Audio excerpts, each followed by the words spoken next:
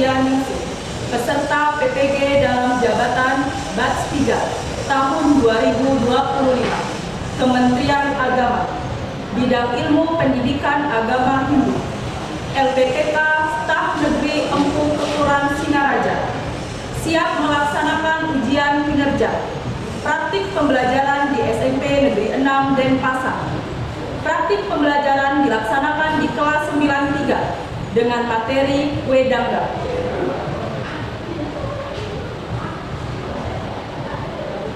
Om Santi Santi Santi. Om. Pada asanot, pada nyali. Om Swastiastu. Ya, baik anak-anak, selamat siang. Siap. Bagaimana kabar kalian hari ini? Baik. Ya, semoga anak-anak semua hari ini dalam keadaan sehat ya. Nah, sebelum kita memulai pembelajaran hari ini, mari kita berdoa terlebih dahulu. Om Purwa Jato Brahmano Brahmacari, Dharma Wasana Sapa Soda Desa, Kasmajatam Brahmana Brahma, Yesam Diwasya Sarwa Amrita Sakana. Selesai.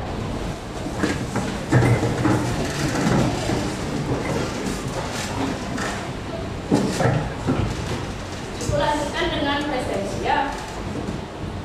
Putri Lintang Diantari, Brawijaya Nalendra.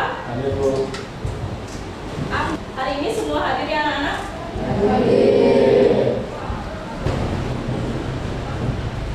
Anak-anak kalian sudah siap belajar hari ini? Sudah. Kalian semua sudah membawa alat tulis dan buku agama yang lengkap? Sudah. Ya, anak-anak sebelum kita mulai belajar, mari kita ice breaking dulu supaya kalian lebih bersemangat ya. Nah, silakan semuanya berdiri anak-anak. Silakan cari pasangan ya. Ice breaking ini berpasangan anak-anak. Ice breaking ini namanya ganjil genap anak-anak. Semua anak tangan kirinya di belakang. Tangan kanannya seperti orang bersalaman tetapi tidak menyentuh, belum menyentuh. Ya. Nah, aturan mainnya adalah anak-anak misalkan kalau ibu menyebut nomor ganjil, berarti tangan anak yang memilih nomor ganjil berusaha menangkap tangan temannya yang nomor genap. Ya. Yang nomor genap berusaha untuk menghindar. Ya. Begitu juga sebaliknya.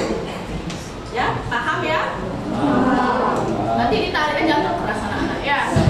Ditarik tapi jangan terlalu keras. Oke? Sudah siap semuanya? Silakan. 64.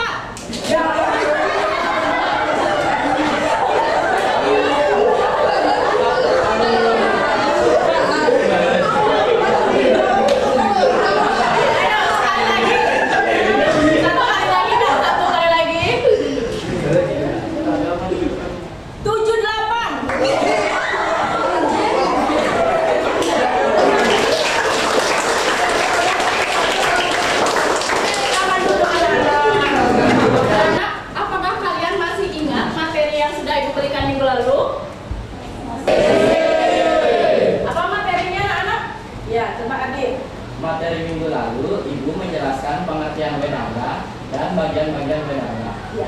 Minggu lalu Ibu sudah menjelaskan mengenai pengertian Wedangga dan bagian-bagian dari kitab Wedangga. Ya. Untuk hari ini, materi yang akan Ibu berikan adalah contoh-contoh penerapan dari ajaran Wedangga.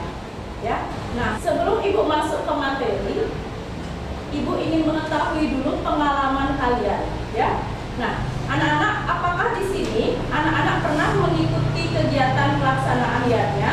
Pernah. Ya. Lalu ketika kalian mengikuti pelaksanaan IAR-nya, apakah kalian mendengar ada lantunan mantra ataupun kidung? Iya. Apakah kalian melihat rangkaian atau urutan tata cara upacara tersebut anak-anak? Iya. Semua yang kalian lihat dalam rangkaian upacara IAR-nya tersebut itu merupakan contoh dari penerapan ajaran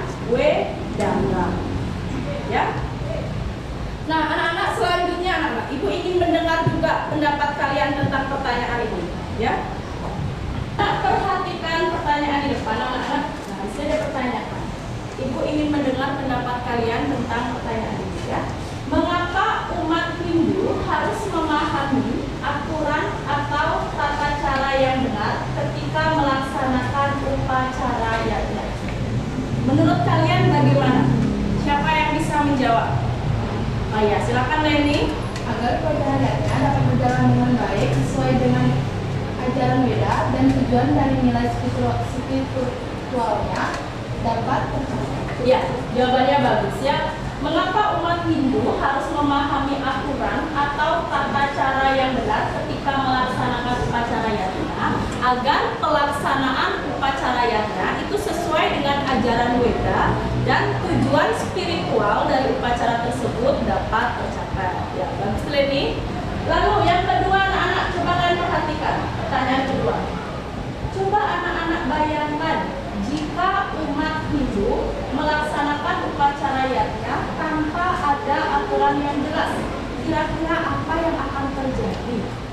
Siapa yang bisa menjawab? Oh ya, silakan Ayumi.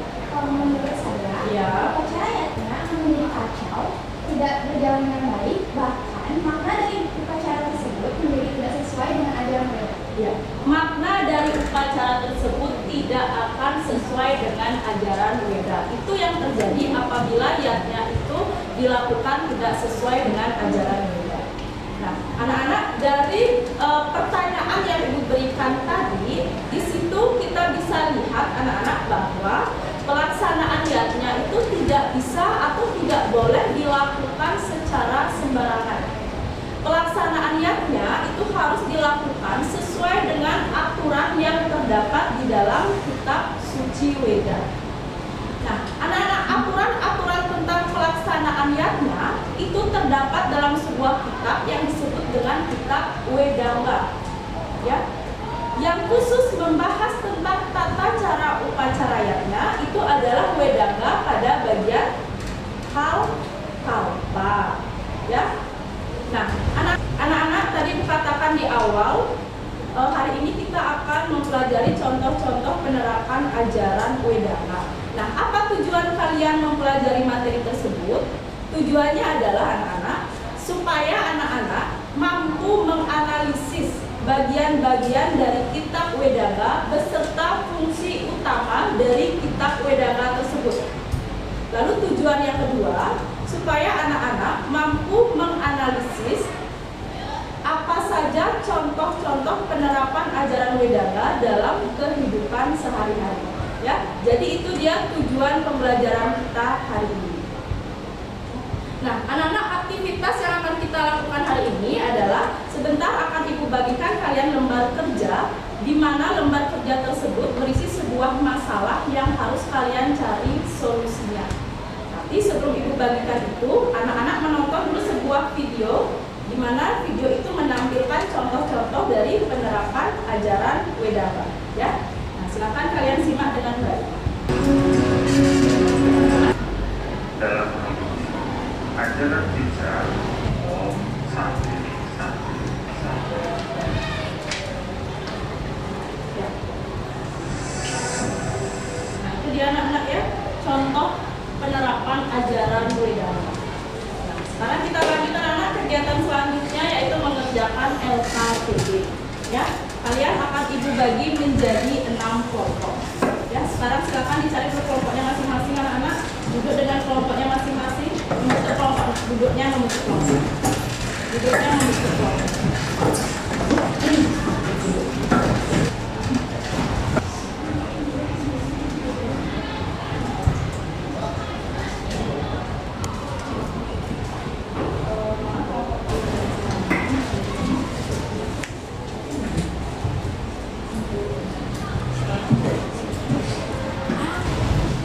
Anak-anak, sudah Ibu bagikan semua LKPD-nya. Sekarang silakan kalian diskusi ke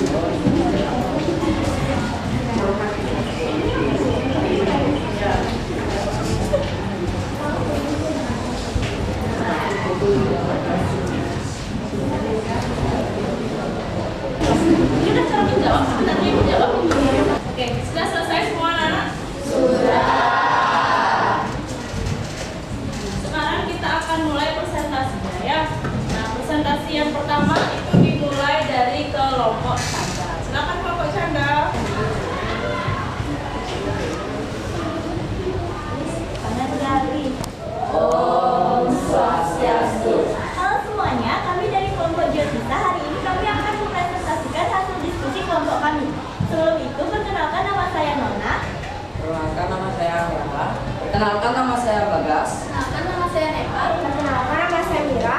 Jadi pertama-tama kami akan menjelaskan terlebih dahulu terkait studi kasus yang kami dapatkan. Jadi di sini ada seorang anak yang bernama Nyoman. Nyoman ini dia menjadi panitia dalam odalan di pura desanya. Namun dia mengalami sebuah masalah, yaitu dia tidak bisa dalam menentukan hari atau waktu yang tepat untuk melaksanakan sebuah upacara. Dari masalah ini dia mendapatkan solusi, yaitu dengan mempelajari kitab Jyotisa.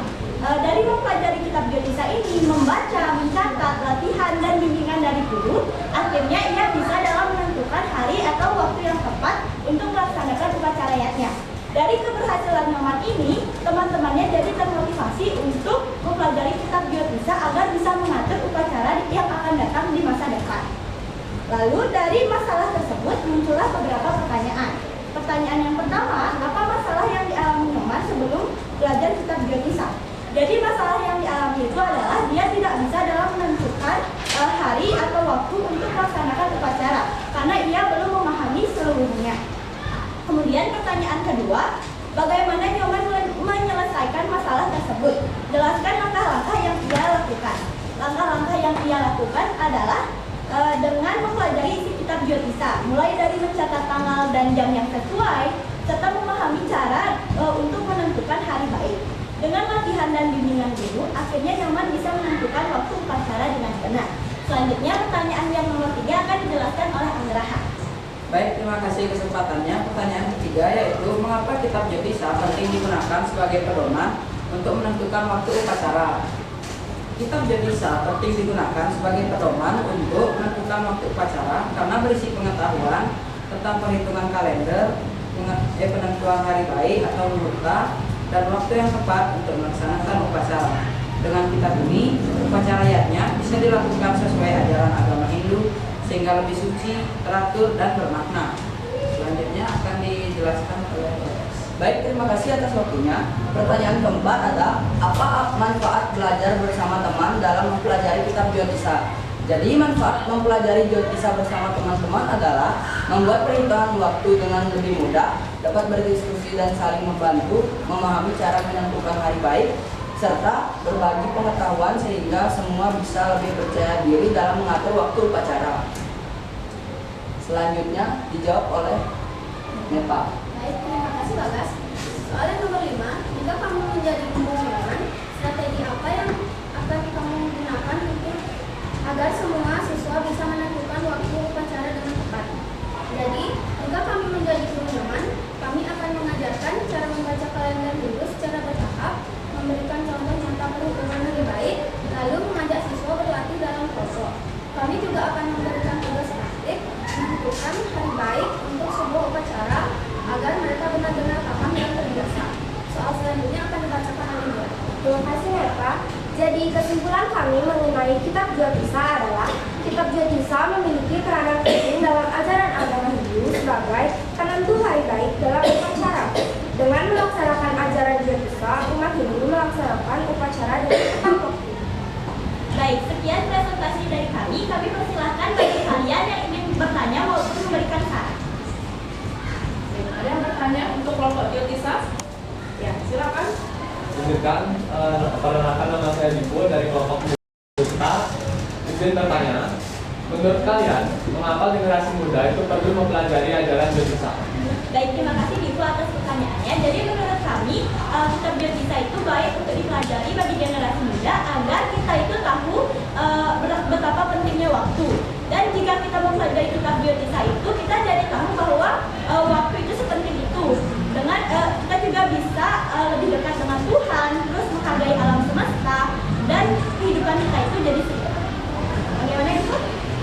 Bagus jawabannya Nona. Ada yang mau bertanya lagi untuk kelompok Jyotisa anak-anak? Tidak ada. Kalau tidak ada yang mau berikan saran untuk kelompok Jyotisa? Oh ya, silakan Adit. Izinkan saya untuk memberikan saran. Presentasinya sangat menarik. Kami jadi mengerti bahwa Jyotisa mengajarkan kita untuk menghargai waktu dan lebih disiplin. Terima kasih Adit atas sarannya. Ya, tepuk tangan untuk kelompok Jyotisa anak-anak. Presentasi kami tutup dengan Parama Santi. Om Santi Santi Santi Om.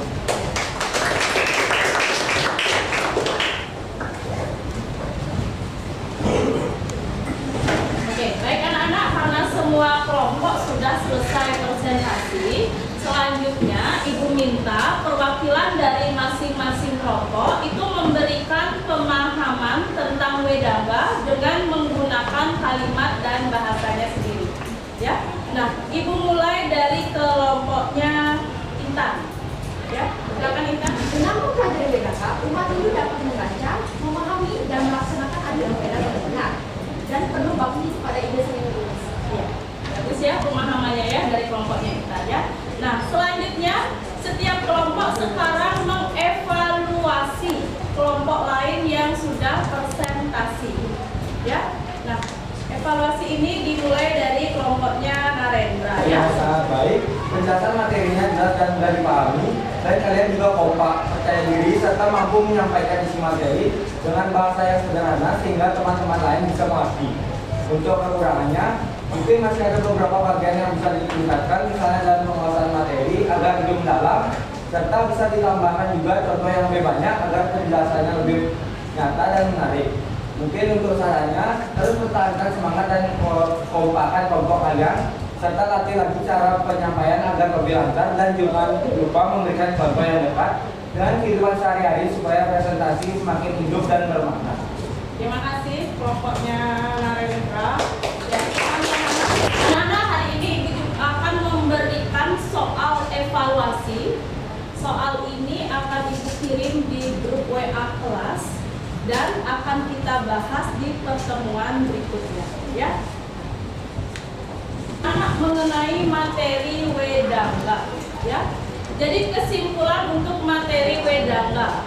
Wedangga itu adalah sebuah ilmu pengetahuan yang digunakan untuk memahami dan menjalankan ajaran Weda dengan benar. Ya.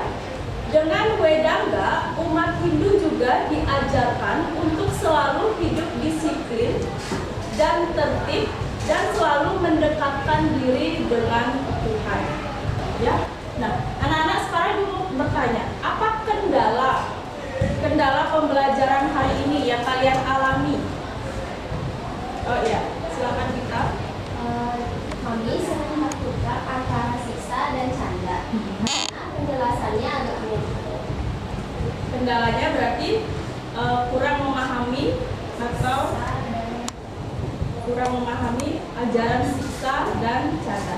Ya, jadi kendala kalian ada di sana. Jadi di pertemuan berikutnya Ibu akan jelaskan lagi mengenai siksa dan canda, dan Ibu akan memberikan contoh nyata supaya kalian bisa lebih memahami apa bedanya siksa dengan canda.